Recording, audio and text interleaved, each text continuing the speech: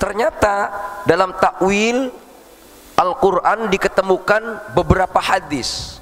Hadis yang diriwayatkan dari Maisarah, satu-satunya orang yang melihat malaikat menaungi Nabi Muhammad saat Nabi sedang berdagang di Syam. Maisarah itu adalah orang yang mendengar sendiri dengan telinga sendiri dan melihat sendiri ketika Nabi Muhammad ditemui oleh seorang rahib yang mengatakan, ini orang pasti besok jadi nabi. Karena dalam Al-Quran yang mengetahui Nabi Muhammad jadi nabi sebelum kenabian orang-orang rohib, pastur. Maisarah ini yang laporan kepada Khadijah, wahai Khadijah, Muhammad luar biasa, jujur banget cara dagangnya. Kemudian aku menyaksikan dengan kepalaku sendiri ketika Muhammad berjalan, matahari tertutupi dengan awan. Karena Nabi Muhammad nurnya mengalahkan cahaya matahari, makanya Nabi tidak ada bayangan. Ketika Allah ciptakan bumi, kemudian Allah bersemayam arsy-Nya di atas langit. Kemudian Allah ciptakan 7 langit, wa khalaqal arsya, dan Allah menciptakan arsy, wa kataba ala saqil arsy, kemudian Allah mencatat atau menulis di tiang-tiangnya arsy, Muhammad Rasulullah Khatamul Anbiya. Tiang-tiangnya arsy tertulis Muhammad Rasulullah Khatamul Anbiya. Nah, berarti Nabi Muhammad diangkat jadi nabi ketika baru jadi arsy, lalu diutus jadi nabi. Nah, lain Pak, diangkat jadi nabi, diutus jadi nabi lain. Diutus jadi nabi ya umur 40 tahun. Ternyata surga itu, pintu-pintu surga itu tertulis Muhammad Rasulullah Khatamul Anbiya. Wal auraq, daun-daun surga itu tertulis Muhammad Rasulullah Khatamul Anbiya. Wal qubab, kubahnya surga tertulis Muhammad Rasulullah Khatamul Anbiya. Wal khiyam, apa khiyam itu? Tenda-tenda. Tenda-tendanya surga tertulis Muhammad Rasulullah Khatamul Anbiya wa Adam bainar ruh wal jasad. Sedangkan Nabi Adam di saat itu belum hidup, masih di antara ruh dan jasad.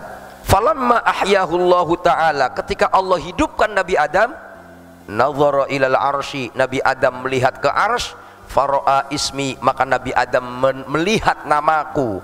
Fa akhbarahullahu, setelah Nabi Adam melihat nama Nabi Muhammad SAW, bertanya kepada Allah, Nabi Adam, siapa Muhammad?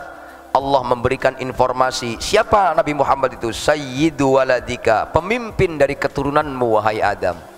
Jadi para nabi itu ketika akan diangkat jadi nabi disumpah dulu. Apa sumpahnya?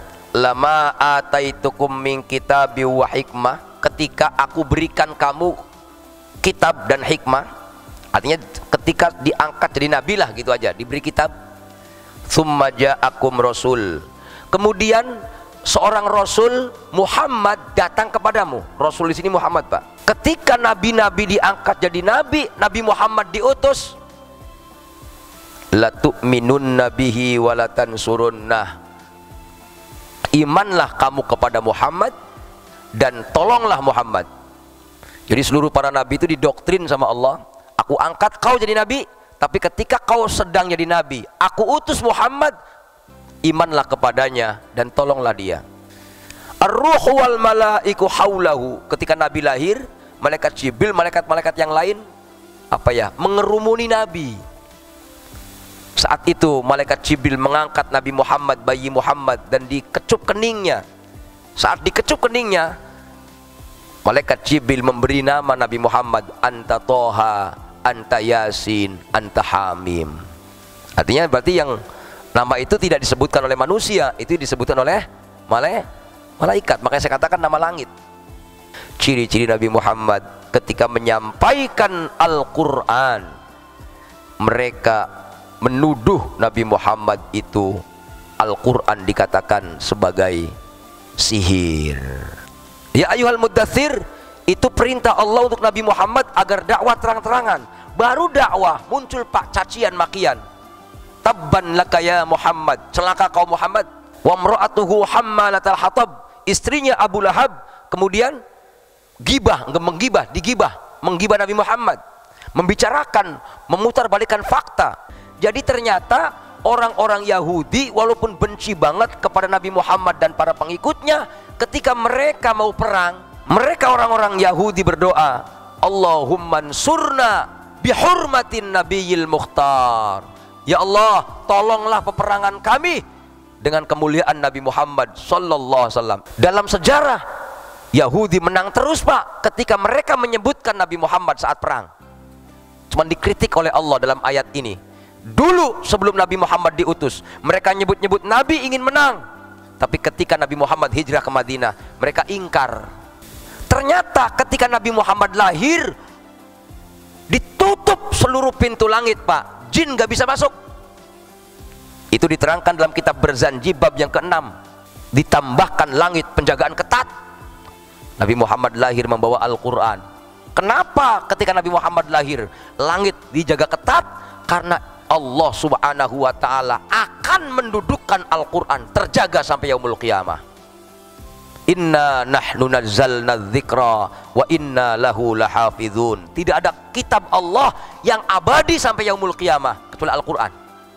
Mudah-mudahan kita tergolong orang-orang yang cinta sama Al-Quran, cinta kepada baginda Rasul sallallahu alaihi wasallam. Amin ya rabbal.